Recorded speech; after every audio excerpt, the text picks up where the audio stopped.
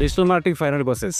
How to improve CTR in email marketing. First me email subject అనేది interesting ఉండాలి. Subject interesting ఉంటేనే జనాలు చూస్తారు. సబ్జెక్ట్ నార్మల్గా పెడితే వాళ్ళు చూడరు. నెంబర్ 1.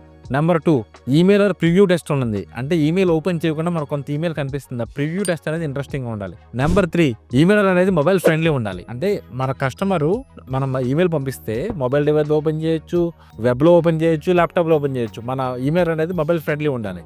ఈమెయిల్ కంటెంట్ అనేది ఎంగేజింగ్ ఉండాలి. అంటే కంటెంట్ కొంచెం ఇంట్రెస్టింగ్ ఉండాలి. మీరు చూడండి, ఫ్లిప్కార్ట్ కానీ అమెజాన్ కానీ చాలా ఇంట్రెస్టింగ్ ఈమెయిల్స్ పంపిస్తూ ఉంటారు. Next AB testing. అంటే మన కస్టమర్స్ కొంతమందికి కొన్ని రకాల ఈమెయిల్స్ పంపించి ఏ ఈమెయిల్ అయితే మనకి బాగా రెస్పాన్స్ ఉంది దాన్ని బట్టి ఆ ఈమెయిల్ మనం బాగా వాడుకోవాలి. Next personalisation. మరి ఈమెయిల్ పంపిస్తున్నారు కదా, ఈమెయిల్లో customer name, first name, last name వాడి ఈమెయిల్స్ పంపించాలి.